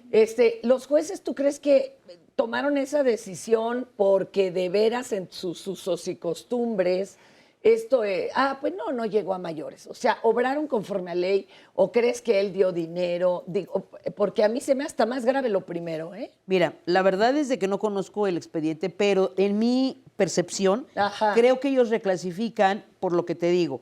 Porque, por ejemplo, cuando yo estoy matando a alguien y llega una persona de fuera y me detiene, ok, es tentativa. Pero si yo te pego, pero ya no insisto en quererte... ¿Otros 2 golpes? Para poderte, ya no sería tentativa, me detuve. Entonces creo que ahí es donde está el tema legal, técnico, jurídico de los jueces, ¿no? Hay que aclarar la ley, ¿no? Hay que revisarlo. Ese es el tema. La ley, ¿no? Si los jueces actuaron conforme a la ley, pues entonces, ¿por qué estamos haciendo de la violencia familiar un delito menor? Cuando tendría que ser reclasificado algo más grave. A muerte un hijo era 3 días nada más de prisión. Antes se otorgaba el perdón. A ver, adelante. Yo quería comentar desde hace rato algunas cosas que a lo mejor se pueden articular aquí. Este caso extremo que se hace público solamente es el extremo dramático de algo que está ocurriendo de la misma manera, la misma estructura, con las mismas pautas, en el contexto de la vida familiar, lo que decíamos, ¿no? La violencia familiar se desestima, se normaliza, no se quiere ver, y entonces se van produciendo muchos elementos que van abonando a situaciones extremas como estas, donde ni la ley puede intervenir para detener. Nuestras instituciones están mal, por supuesto. Pero Bárbara decía hace un momento, hay que defenderse como sea y hay que avanzar. A veces se denuncia y la denuncia no opera, pero hay que denunciar porque se va construyendo una cultura donde podemos decir que incluso las instituciones jurídicas que administran la justicia tienen que aprender justamente a realizar lo que tienen que ejecutar como ley. Pero lo que quería decir yo era esto, convendría mucho desestructurar los estereotipos de la víctima o el victimario si partimos de algo. Todos podemos ser víctimas en algún momento y podemos ser victimarios en otro. Como algunos de los Claro. encuestados dijeron, ¿no? Y conviene que dentro de las instituciones donde nos movemos, familia, escuela, trabajo, reconozcamos que hay estructuras jerárquicas y pautas o mecanismos que pueden favorecer el que seamos victimarios en algún momento o víctimas también. Entonces, avanzar, me parece, por ahí sería no algunos son las víctimas y otros son los victimarios, sino todos podemos jugar ese lugar en algún momento. ¿Para qué ocurrirá que cuando alguien juega el lugar de la víctima pueda tener la oportunidad de, me gustó muchísimo la imagen, es el regalo de ocuparse de sí mismos para autorizarse y reconocerse como sujetos de derecho? No solamente jurídicamente, sino sujetos de derecho en el ámbito de las relaciones y los intercambios con alguien. O dejar al cuerpo reaccionar como debe y decir, salgo corriendo porque está a punto de matarme este tipo, ¿no? Como tú dices, hay que hacer, pero hacer algo. A ver, vamos ahora con el otro caso que les decía, de ser víctima, se volvió un victimario y tenemos este testimonio. Vamos a verlo. Vengo de una familia disfuncional, de pocos recursos económicos. Recuerdo que en esos entonces, en mi niñez, sufrí de maltrato, rechazo, golpes físicos, golpes psicológicos. Después de ser víctima, considero que me convertí en un ser victimario por la agresión física, verbal y de varios modos a la familia. Una actitud áspera, grosera, autoritaria, porque sentía que si no se me cumplían mis caprichos, la gente iba a volver a abusar de mí en ese sentido. Por eso ejercía ese tipo de conductas de humillar humillaba mucho a la gente en tonos de burlas para sentirme yo bien y satisfacerme. O sea, no buscaba las causas o las personas que me victimizaron, sino que con el tiempo pues, pagaron personas inocentes con mis actitudes. Me dolía victimizar a mi familia, ¿no? A mis hijos, mi esposa, mi familia cercana, y me daba cuenta. Pero era muy difícil que yo hiciera un cambio verdadero, porque existía ese miedo muy poderoso a aceptar o a corregir. Y pues con el alcohol pues me sumergía más hasta que pues tuve que llegar a un lugar de autoayuda, a donde me di cuenta de esta realidad. Y el arrepentimiento y la honestidad en estos grupos, pues a mí me hizo empezar a liberarme y a empezar a entrar en terrenos de perdón y de amor a mi familia, a mi entorno y a mí mismo. A ver, qué tremendo enfoque el que me está aquí haciendo Bárbara, porque decimos, era una víctima, luego se vuelve el victimario, pero fíjense qué fuerte frase. Yo me daba cuenta de que estaba victimizando, o sea, lastimando a mi familia, pero no podía parar. O sea, sigue siendo víctima. Son las circunstancias, no era yo. Era la circunstancia, es mi historia la que me llevó a esto. De nueva cuenta, la responsabilidad está fuera de mí. Lo que sí es cierto es que en muchas ocasiones cuando estás en una familia y hay dinámicas de violencia y de maltrato, tú aprendes a ser víctima o victimario en el entorno. Es lo que algunas gentes le llaman como el síndrome del vampiro, ¿no? Que me chupa un vampiro, pues me convierto en vampiro. Eso puede pasar, claro, pero aquí en este caso, él esto lo retoma, sabe, tiene conciencia y deposita la responsabilidad de nuevo fuera de él. O sea, para actuar con impunidad, sí, soy victimario, pero esto lo hago porque la vida me tocó mal. Pareciera que se fue al otro lado y no es cierto. Sigue en el mismo lugar. Yo creo que transita de una cosa a otra, en mi opinión, ¿eh? Pero bueno, aquí tenemos. Yo no soy psicóloga. Puede ser, mira, puede haber un victimario jerárquico y un victimario depredador. El jerárquico es el que genuinamente se siente superior a los demás. Okay. Y como se siente superior a los demás y se sabe con algún poder, lo ejerce sobre los demás por el placer del poder, justamente. Pero el depredador es uno que se siente muy mal consigo mismo y la única manera que tiene de sentirse mejor es haciendo sentir mal a los demás sobre sí mismos. Es decir, como no puedo subir arriba de los demás porque no me siento lo suficientemente yo, lo suficientemente fuerte, entonces para sentirme bien voy a bajar a los demás, voy a humillar a los demás. Es decir, voy depredando su autoestima, voy depredando sus libertades, voy depredando todo lo que son para bajarlos y entonces yo sentirme menos mal. Entonces quizá es un poco lo que le pasa a esta persona cuando dice, yo sabía que los estaba victimizando, yo sabía que los estaba atacando y no podía dejar de hacerlo, porque él a su vez venía con esta cuestión quizá de la indefensión aprendida, con eso de no puedo ser mejor, entonces los demás tienen que ser peores que yo para que yo me sienta un poco estable. ¿De qué dependerá que alguien que fue muy lastimado se vuelve en el que lastima? O sea, que ya ves que dicen que hay quien se vuelve de veras hasta sociópata si el abuso y los golpes y el bullying y todo esto fue entre 8 y 11 años, que muchos sí reaccionan así. ¿Y por qué de una familia entera, pues a lo mejor solo uno se volvió después sociópata y no los otros 6 hermanos? Abajo de cada problema psicológico está la fisiología del cuerpo. Entonces, cuando recibes abuso y estás indefenso y no puedes actuar, esa energía de indefensión, es decir, esto es tal cual traducido al sistema simpático autónomo que está activadísimo y que le brinca el parasimpático para congelarlo y que se paraliza, ¿sí? Esa energía se va acumulando en el cuerpo y eso va generando agresión interna, ya sea que después se agredan a sí mismos porque no se lo merecen o busquen situaciones en donde los van a seguir agrediendo. Ahora, yo quiero recalcar, no son víctimas y no son victimarios, se sienten en el cuerpo. Si pudiésemos mirar esto, podríamos darle como un giro bastante radical. ¿Por qué? Porque cuando mi cuerpo es constantemente atacado y yo estoy indefensa, a la primera que puedo yo ver si yo veo un león venir, yo corro, pero si veo un conejo que me va a morder, pues igual y sí le doy el puñetazo, ¿no? Entonces, es una reacción autónoma del sistema. En cuanto puedo ver la oportunidad de sí defenderme, toda esa energía acumulada de indefensión previa surge, brota y sale. Pero no, eso no exime de la ley. No. Ni al violador, ni al golpeador, de ninguna manera. ni al ex de abril, Cada o sea, uno no. de nosotros y uno somos responsables de nuestras acciones, Claro. sin lugar a dudas. Tú preguntabas hace rato, ¿cómo podemos saber si algo está mal? Hay mucha gente que no se vive como víctimas y sin embargo lo son. La pregunta sería, ¿cómo se sienten cuando están siendo abusadas?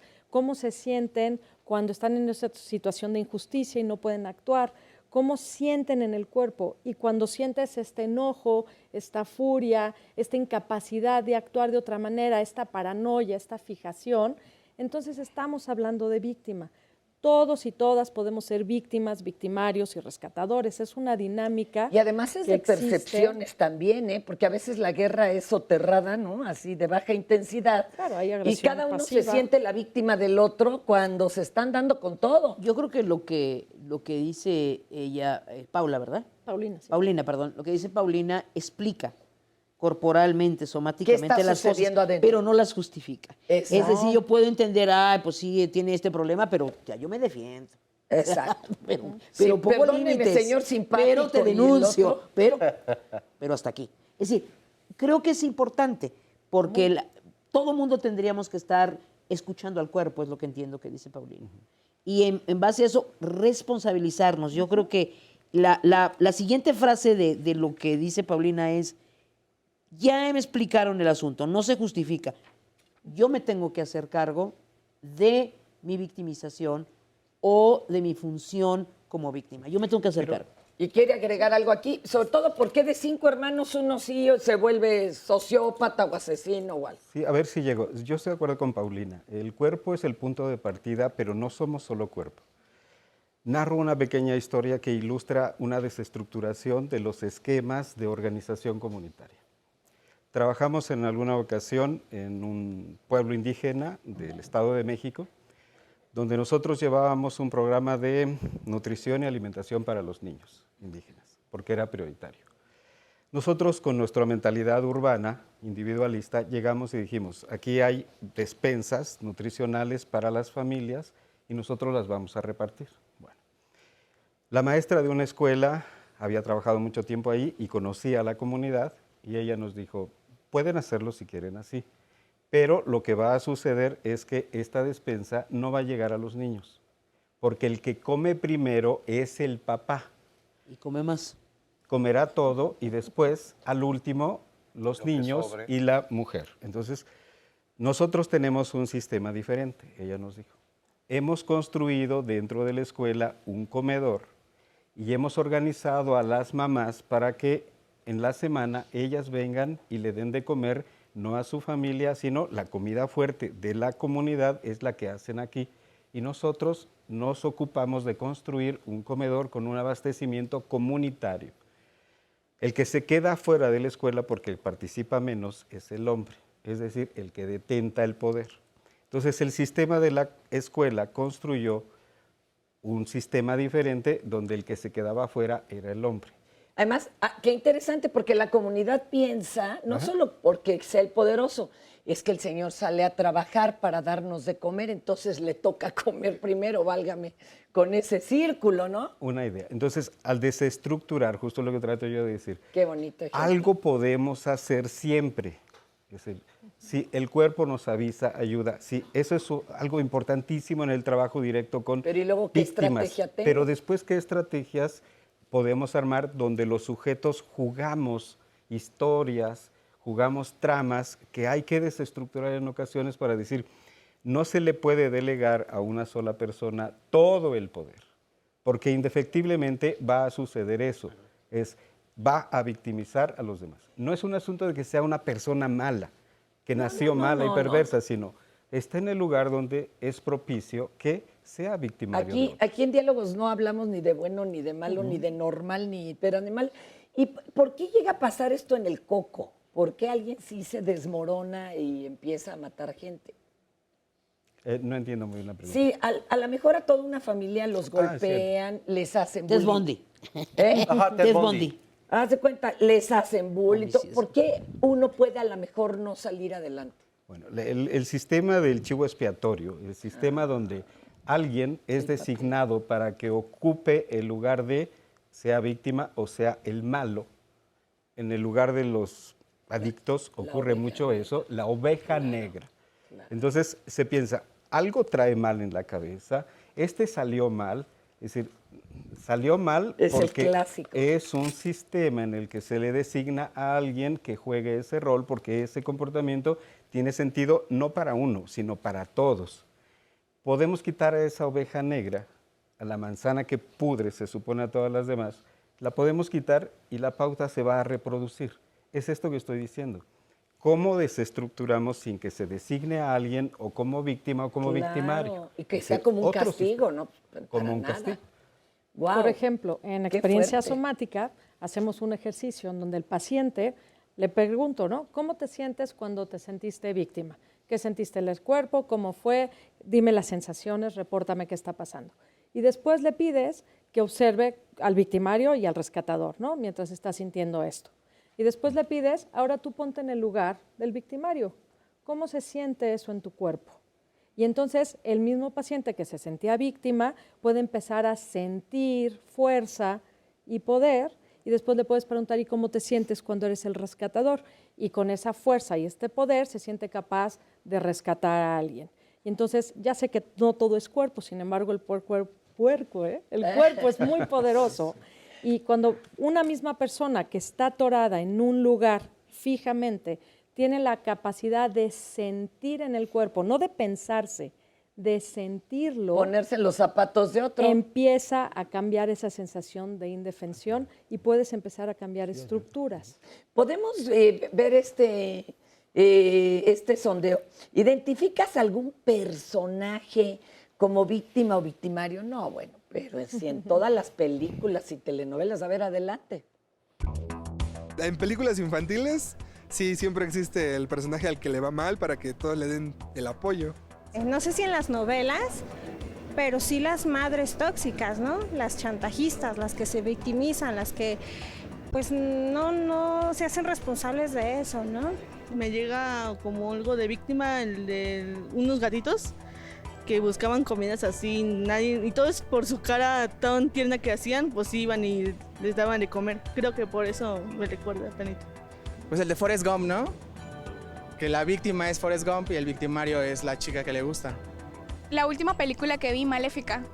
Maléfica es el victimario y la niña sería la víctima. Pues sí, lo decía mi querida Fernanda Tapia desde el principio, en las películas podremos ver muchos casos de quién es la víctima o quién es el victimario. Pero hay muchos comentarios, muchos testimonios aquí en las redes sociales. Déjenme compartirles algunos de ellos. Nos dice Miguel Farril, la victimización es un rol en muchas ocasiones inconsciente en donde también se obtienen ganancias primarias o hasta secundarias. En una relación codependiente juega un rol preponderante de no querer asumir una responsabilidad ante una persona controladora. Neurodivergente nos dice, vivimos en una sociedad donde se premia a quien más se hace la víctima. Ana, recuerdo desde niña, corrí y creo nunca podré ser víctima cuando, dando pasos adelante, ni más ni menos, soy lo que puedo hacer y lograr en sembrar para que la familia herede fortaleza, sea honesta para lo que están preparados y preparadas. Maya nos manda saludos desde Victimilandia. Yo siempre me hago la víctima y gano muchas cosas. Cuando quiero atención, inconscientemente surge mi yo hipocondriaco.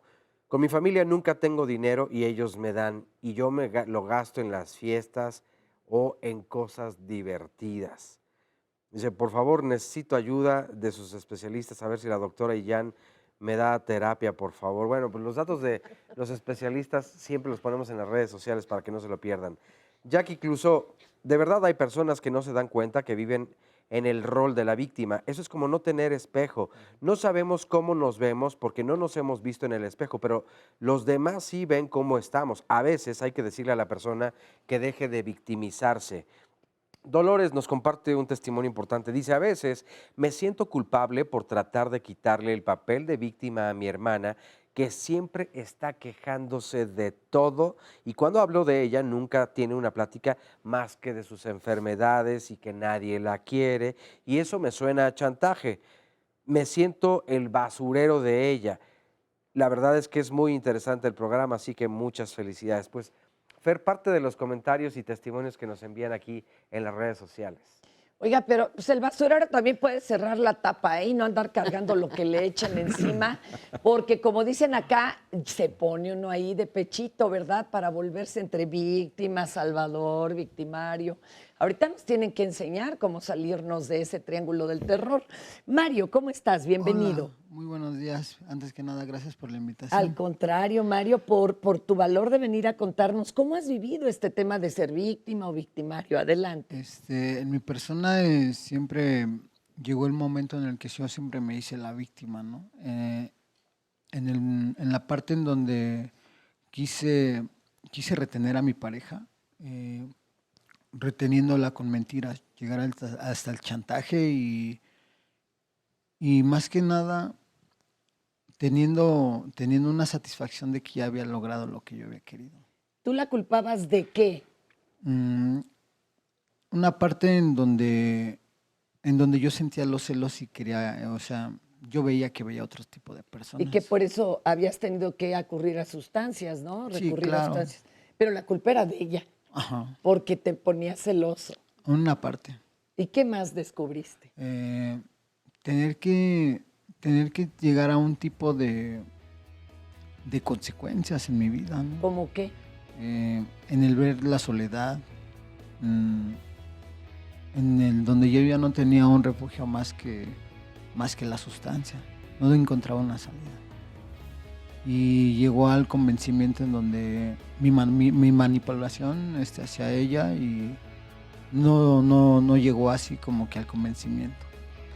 Fíjense, qué tremendo. Lo que buscabas resultó al contrario. Ahorita regresamos, Mario, a ver qué nos comentan también nuestros especialistas. Vamos a una pausita, regresamos. El mundo rompe a todos y después algunos son fuertes en los lugares rotos. Ernest Hemingway, escritor y periodista estadounidense. ¿Cuál es el tema que tendremos el miércoles de la próxima semana? Pues estaremos hablando de la importancia de ser escuchado. Y es que, ¿quién no desea ser escuchado, ser escuchada? Esto podría ser uno de los castigos más graves cuando no lo somos, cuando tratas de expresar lo que sientes, lo que piensas, lo que te incomoda, lo que te agrada, pero si nadie a tu alrededor lo escucha, creo que es uno de los castigos más fuertes y una de las penosas situaciones que una persona puede pasar o atravesar en su vida. Y hoy podremos echarle la culpa a 1.000.000 de factores, como puede ser, pues es que no hay tiempo de nada, las grandes distancias que hay que recorrer, el ruido alrededor, porque entonces están las tabletas, los teléfonos, todas las redes, las noticias y el trabajo y no alcanza para nada. Y además es que están los hijos y la educación y hay que ir a la escuela y reportarse en los 2 o 3 o 6 trabajos que tiene una sola persona para poder llevarla más o menos. Pues podría decirse que sí, hay un sinfín de razones para tal vez decir, no tengo tiempo para escucharte. Pero ¿será así la realidad? ¿O siempre tendremos tiempo o tendremos que hacer el tiempo y la conciencia para poder escucharnos y escuchar a las demás personas? Estará muy interesante, así que la invitación es para que no se lo pierdan, pero también que vengan a escucharlo aquí en el estudio de Diálogos en Confianza, y para ello tienen que marcar al 55 53 41 44 35 y aquí nos vemos la próxima semana en punto de las 9:30. Vamos a ver a continuación el resumen del programa. La persona que sufre cualquier tipo de actividad de poder o delictiva es una víctima. La idea de ser víctima de cualquier conducta es un tema temporal. El problema es cuando la gente se queda en esa victimización por mucho tiempo. Vemos el trauma como cualquier cosa que fue demasiado para el sistema central, para el sistema nervioso autónomo, que al ser demasiado, el cuerpo no tiene capacidad de respuesta. Es decir, el cuerpo se inmoviliza, no se siente capaz de actuar, no se puede defender y se queda atorado en esa sensación de incapacidad. Se sienten víctimas, no son víctimas, se sienten. Son personas que disfrutan, ¿no? A veces lo sufren mucho, claro, pero no saben cómo salir de ahí. Que la víctima o el victimista, el que se hace la víctima, va a obtener privilegios y ventajas. A veces obtiene lo básico, el reconocimiento, el respeto, el cariño, el amor, a veces el alimento. Una víctima juega el rol y tiene que aprender a jugar ese rol. Yo aprendo a que no defendiéndome puedo sobrevivir mejor. Sí se vive de manera diferente ser víctima siendo hombre o ser mujer. En el caso de las mujeres estamos divididas entre las buenas y las malas. Una mujer buena es la que sufre y sufre bien. Y carga su cruz. Y se sacrifica. Es una parte de muchas víctimas tener una parte de control, porque manipulo para controlar. Controlar es parte de ejercer el poder. Y es padre ejercer el poder, pero también tiene un costo terrible ejercer el poder. Cuando una persona empieza a ocuparse de sí misma, empieza justamente a romper el esquema de la víctima. El cuerpo habla y representa de muchas formas. Las obesidades o las anorexias. Una manera donde el cuerpo empieza a jugar un rol de víctima sin que el que está jugándolo lo sepa. Que todavía no sé cómo, que todavía no sé cuándo, pero que de esto se puede salir. Y que voy a buscar la ayuda necesaria si yo siento que yo no puedo. Y es cuando me acerco a un terapeuta. Uno es para siempre responsable de lo que domestica. Antoine de Saint-Exupéry, escritor francés. Oigan, regresamos ya a este panel. Se une la doctora Citlali López Orozco.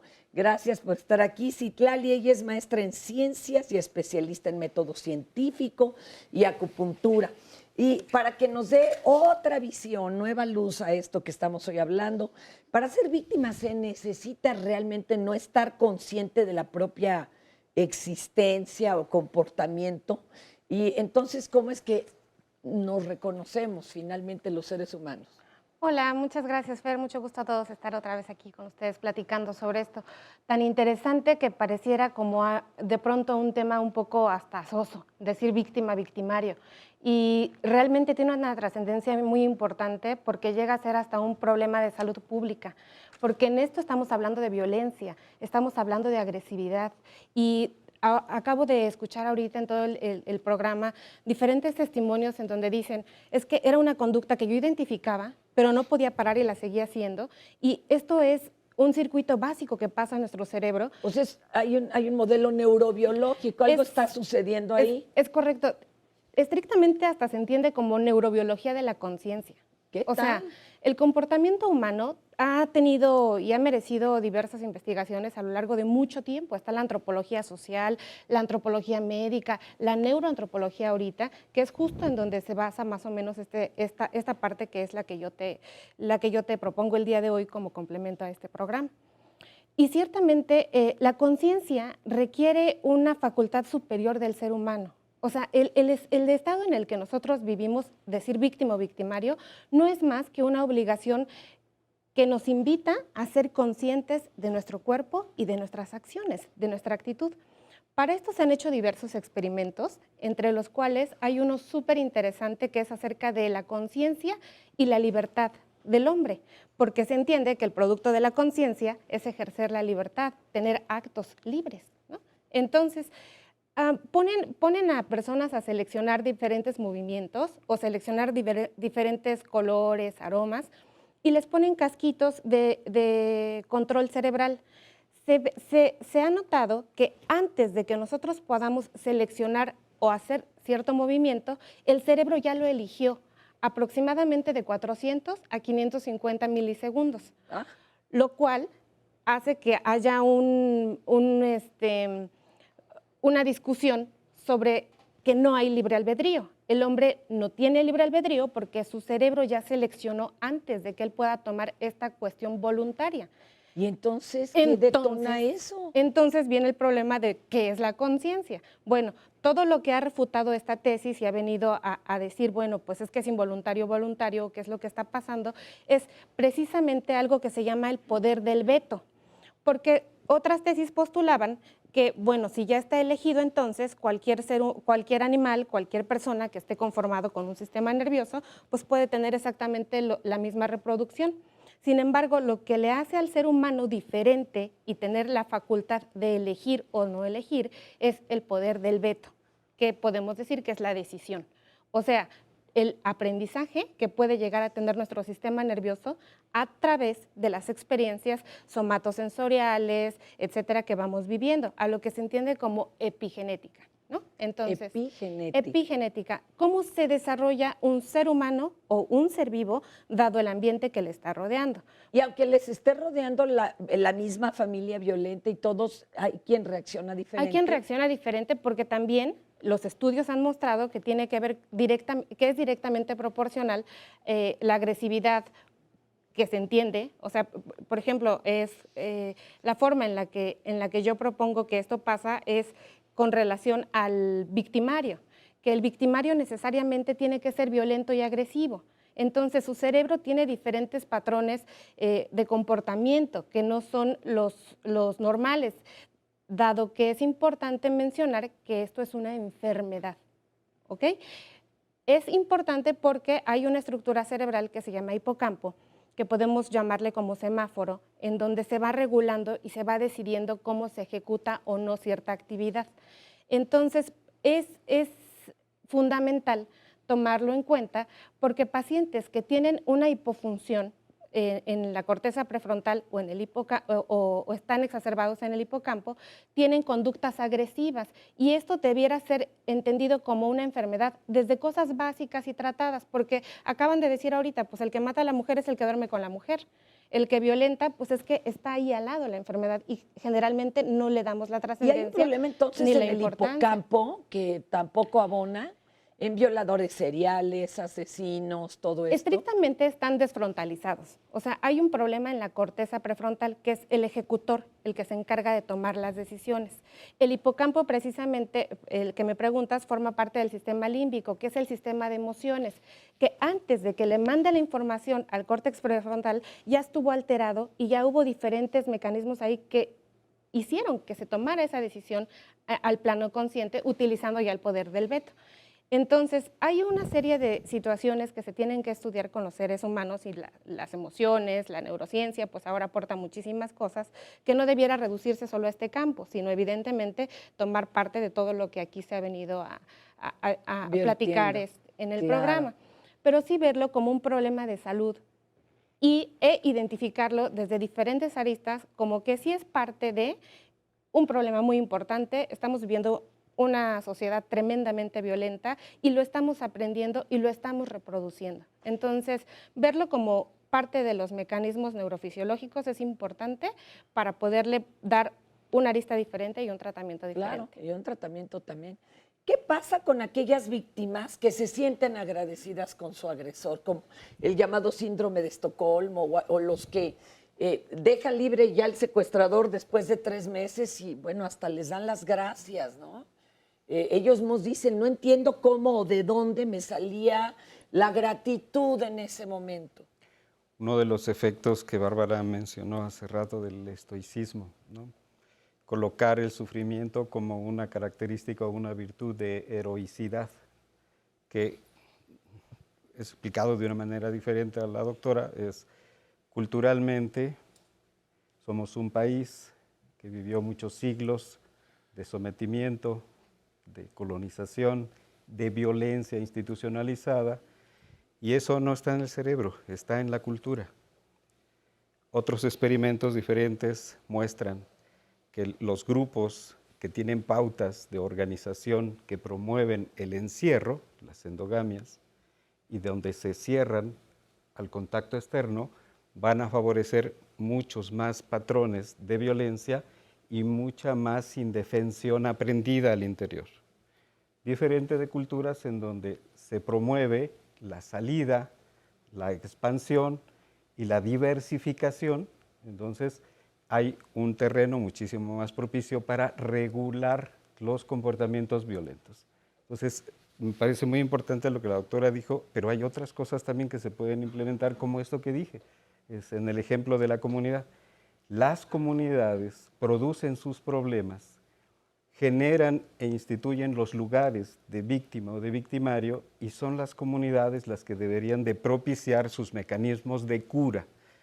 Hace un momento decía Bárbara, yo no soy terapeuta, entonces voy a derivarle. No, es que en sociedades tan violentas como esta, donde las mujeres sufren Hasta violencia. los abogados somos terapeutas. Exactamente. Ayúdanos a sanar. La parte terapéutica tendría que ser que las mujeres puedan reconocer que tienen el derecho de defenderse, porque la pauta que predomina es, para las mujeres o los niños, es se callan y obedecen. Y esta pauta cultural, que se traduce en muchas formas de comportamiento socializado, genera o propicia comportamientos violentos muy fuertes de alguien contra la mujer o contra los niños. Entonces yo sí pienso que creo que son más terapeutas los abogados en algún momento donde pueden decirle a una mujer o a un niño que tienen derecho a defenderse. Y no es que se pueda cambiar, se debe de cambiar. Y si para eso hay que gritar, pues ni modo, habrá que gritar. Es decir, hay que aprender a reaccionar, porque si no nos vamos a quedar en esa condición de lo normal, lo cultural o lo educativo es que guardemos silencio y que obedezcamos. Pero si uno se enfrenta a situaciones que están violentando, uno tiene que reaccionar como pueda, a veces hasta peleándose. ¿Y cómo poner límites? Que, a ver, cada uno desde su nicho, los recursos, ¿no?, que podemos tener para evitar seguir de víctima o salir de victimario, o ya, bueno, a veces El Salvador también, qué flojera, ¿no? Qué cansancio.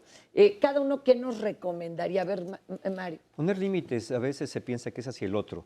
Ya no voy a permitir que me trates así. Pero también tiene que ver como que yo ya no voy a permitir que me traten así. Ah, este es el asunto. Yo es donde voy a tomar tus primeros límites. En mis manos, mis primeros límites. ¿Por qué permito esto? Y darnos cuenta que los roles fijos y estereotipados nos hacen mucho daño. Es decir, yo he sido víctima, probablemente lo has sido, probablemente lo sigues siendo, pero no tienes por qué seguirlo siendo, porque estos roles pueden ser cambiables en algún momento dado y no tienes que pasar a ser victimario. Es darte cuenta que algo tienes que hacer. Cualquier cosa que no hayas hecho hasta ahora, tal vez aquello que no te atreves a hacer, como desafiar, como salirte, como decíamos, del rol que te han tenido, sabiendo que vamos a pagar costos, sí es cierto. Hoy vemos en estas manifestaciones en favor de los derechos de la mujer que ni siquiera deberíamos tenerlas porque debería ser natural, pero las tenemos afortunadamente para hacerlo visible. De alguna manera no es que estemos otorgando algo, sino estamos reconociendo, sobre todo para aquellas personas que dicen, yo no me merezco. A ver, como ser humano no tienes que generar méritos para ser tratado como tal. Eso es algo que por definición se tiene al ser un ser humano. Entonces nada más lo que hay que hacer es reclamar esos derechos, poner esos límites y darse cuenta que mantenerse en un rol fijo porque decimos que así pasó, que ese es nuestro papel en la vida, pues nos va a mantener congelados ahí. Algo tendremos que hacer diferente a lo que hemos hecho, así no guste a las estructuras de poder, o así no guste o nos cuestiona al resto de la sociedad de cómo es posible que ya me salieron respondones, ¿no? ¿Cómo es posible que ahora me vienen con estas cosas? ¿Quién va a cuidar a los niños? ¿No? Aquellas mujeres que andan ahí, a ver, ¿dónde están sus hijos que están descuidando? Sí. Ese tipo de cuestionamientos es el que tenemos que cuestionarnos nosotros mismos, por qué los hacemos de esa manera y qué estamos exigiéndole a los que han tenido el papel o el rol de víctima que regresen a aquellas estructuras para mantenernos tranquilos. Entonces, actuar creo que sería la fórmula y darnos cuenta que sí es posible, siempre que nosotros tengamos esta noción de merecerlo y de que hay un camino, aunque de momento no lo conozcamos. Adelante, Paulina. Bueno, es muy importante en esta parte de poner límites que sientan cómo se siente poner límites. Entonces, en una sesión de experiencias... Nunca lo he sentido. En una sesión de experiencias somáticas sería, ¿verdad? ¿Puedes recordar algún momento en tu vida en donde pusiste un límite claro? Sí, todo el mundo se alucinó en la casa, porque pues cómo esta va a poner un límite. Pero cuando pusiste el límite claro, ¿cómo sentiste en el cuerpo? ¿Cómo sientes ahorita solo de recordar que pusiste el límite claro? Primero había como temor, ¿no? Porque estás haciendo algo que normalmente no hacías. Y después me descosí, fue muy bonito. ¿Y ves esta fuerza? Ajá. Me descosí. ¿Sí? Y entonces haz esto 2 veces así muy despacito y siente esa fuerza. Y observa cómo se siente. Sí. Y entonces esto te da una nueva experiencia y empiezas a sentir la posibilidad de moverte de ese lugar de indefensión. Qué bonito, qué bonito. Es un solo ejemplo ahí. Hay muchos. Adelante, Bárbara, a ver, bueno, ¿tú qué nos recomiendas? A mí me parece que en muchas ocasiones pensamos que perdemos lo que tenemos logrado como víctima o como victimario. Y yo siempre he creído que a veces perder es ganar. Uno piensa que pierde, pero en realidad está ganando un mejor posicionamiento, mejor salud, etcétera, ¿no? Y eso en el caso de las mujeres, por ejemplo, que mencionaba Mario, yo creo que es muy claro. Tenemos que revisar el paradigma. Fíjate, Naciones Unidas dice que la violencia no debía de ser considerada como un problema de las mujeres, sino un problema para las mujeres. Es decir, ¿quién tiene el problema? Pues el que hace violencia, el que... Y entonces, si yo como persona no me pongo mis protecciones de límites y trato de que los límites sean para el otro, estamos en problemas, porque el otro es el que tiene el problema y lo tiene que asumir. Eso por una parte. Y por otra, algo que de lo que menciona la doctora, que yo creo que es importante, sí podríamos considerarse que hay elementos de enfermedad, pero me preocuparía el concepto porque alguien que está enfermo es inimputable. Es decir, no se le puede señalar que ha cometido un delito. Esto ya se exploró mucho, por ejemplo, con los agresores sexuales, que decían que los agresores sexuales tenían un problema con la ausencia de serotonina, que es un neurotransmisor, y que por lo tanto necesitaban una medicación de ansiolíticos combinado con antidepresivos. Y entonces, en ese momento muchos dijimos, bueno, entonces no se le puede castigar, tendría que estar... Cuidado, yo creo que puede ser una vertiente que ayude, yo que te voy a abone. preguntar una cosa. Sí, pero puede porque estar en en el Estados psiquiátrico. Unidos sí los encarcelan y los medican. En el psiquiátrico hay Claro. cárceles, digamos. Sí, digamos, pero en el psiquiátrico bueno, no hay cárcel. digamos como separos específicos, perdón, es mal. Sí, no, mal. no, Se pero... separan por tipos, violadores, Sí. hay diferentes pero yo te tipos de estoy enfermos diciendo que mentales en ese entonces, momento. si una persona está enferma y ha tenido una serie de conductas de carácter social y me voy a que soy enfermo, no me puede juzgar la ley. Hasta A lo la mejor libro. me van a meter un ratito en el hospital, pero es un ratito. Es decir, Aguas. no sería yo sujeta, porque se llama inimputable cuando yo estoy enfermo. Oye, Bárbara, pero qué Inimputable. terrible, porque Los psicóticos muchos de son los inimputables. asesinatos suceden con personas que estaban bajo influjo del alcohol. Y si Ah. dice, yo padezco de Ese es otro- alcoholismo, ese es otro tema. una enfermedad, ¿a poco no lo No. Ahí, juzgan? ahí lo que opera es que en el momento en que yo me alcoholizo o me drogo, yo me estoy poniendo en esa posición y por lo tanto soy responsable de mis actos jurídicos. Si yo mato a alguien, vamos, yo voy manejando, atropello a alguien que ni siquiera hay la intención. Con la pena. No, pero tú te pusiste en esa condición de estar en toxicidad. Porque también es Pero una acá, enfermedad.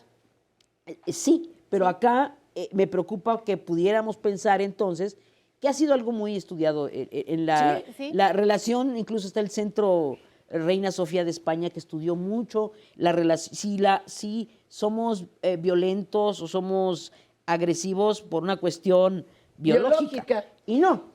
O Oye, sea, hay pero mucho aquí también social. al violador y todo se ha dicho que es un asunto de poder, ni siquiera sexual.